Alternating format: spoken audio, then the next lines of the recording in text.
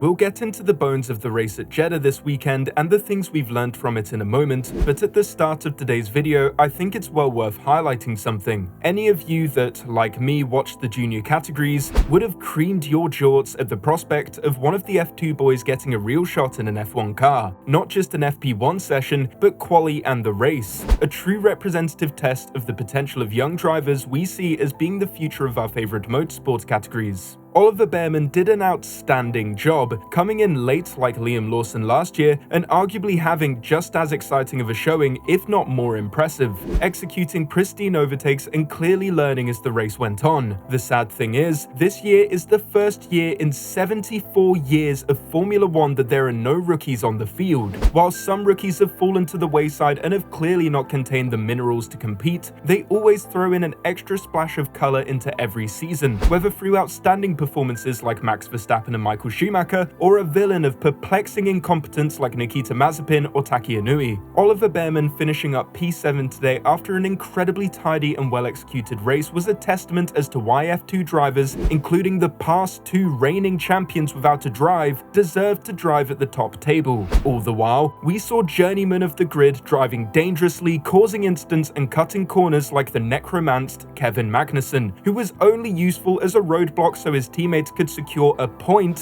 while being a full half-minute away from the next driver down the road, or the so-called sister team of Red Bull, once known for harboring the young talents of the Red Bull Academy like Vettel and Verstappen, leaving Liam Lawson as an onlooker, while a Honda driver who is only there as part of a business agreement and a 34-year-old spinner in career rehab trundle home to a second consecutive pointless finish. The rise of the rookie is a tale that people love to watch unfold in front of them, and it is something that has been denied to us this year, and the joy and celebration of Oliver Bearman's debut weekend is a testament to the seat that is missing from this year's lineup. Let me know what you think in the comments, because I really don't think that it's just me that found a real sense of longing as a result of watching a fantastic debut in such oppressive circumstances. Anyway, rant over. The Qatar Grand Prix unfolded in what can only be described as a slow boil, with the early safety car throwing up mixed strategies that opened up the opportunity for a tempo drive for some and a 10-lap dash to the finish for the few that decided to risk staying out.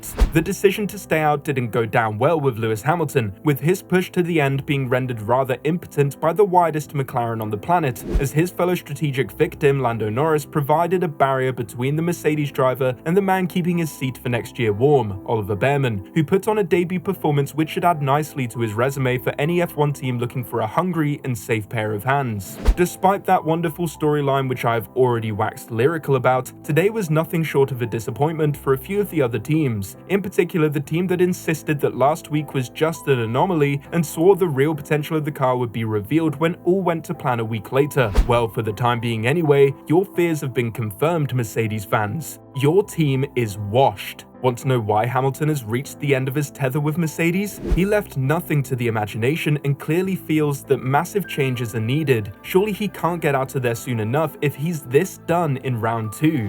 First, a roundup of what transpired at the Jeddah Corniche circuit. Red Bull 1-2, Stroll crashed by making a millimeter margin mistake which became a damning slip-up due to it being a repeat of an incident earlier in the weekend. Magnussen decided to play Wreckfest this week, with the Haas sofa becoming the ultimate cork to stem back teams just trying to get on with their weekend. Something Oliver Bearman, Piastri and Leclerc quietly had strong weekends, and AlphaTauri and Alpine proved once again to be the nadir of motorsporting capabilities. Well, with all that wrapped up, has anyone seen Mercedes? The Brackley team are experiencing what can only be called an identity crisis, with everyone, including us, being fooled that the start of this season would be different to the past couple of years. The issues were apparent from the first few laps of Free Practice 1 this weekend, with Hamilton and Russell bemoaning a lack of rear stability and even a return to the bouncing of yesteryear. While yes, it's a fast track with long straights, this kind of issue reappearing for other teams at least came with some kind of benefit when it came to the fast corner sections towards the end of Sector 1 and midway through Sector 2, as made apparent by Lando Norris disappearing down the road after his and Hamilton's pit stop. Hamilton's exhaustion with the Mercedes cars was made evident following qualifying when he said, "It is what it is, and it's 3 years." Having qualified 9th and 8th in the first 2 races of the season, Hamilton was at least in a position to move forward, with cars he should at least be able to be competitive with between him and finishing higher up the board. This wasn't meant to be, however, with the red flag enacted by Lance Stroll demonstrating that consistency is key as he sent it into the wall at the same corner he clipped earlier in the weekend. With the red flag flown, Mercedes saw it as a situation they could capitalize on by splitting the strategy, with Russell being further up the road getting the safer strategy of switching to the hards, and Hamilton taking the risk on a long stint, with the mediums he started on being used up until the switch to the softs became necessary. With the risky nature of the track, assuming another safety car or worse would make an appearance is a risk worth taking. However, it was one that ultimately did not pay off for Mercedes. It wasn't the strategy, however, that left Hamilton feeling deflated. It was the fact that there was no hope of capitalizing on the risk in the first place, with Hamilton struggling against those he should have been competitive with if we were to believe Mercedes from the week prior. Following the race, Hamilton's disappointment was clear as he said,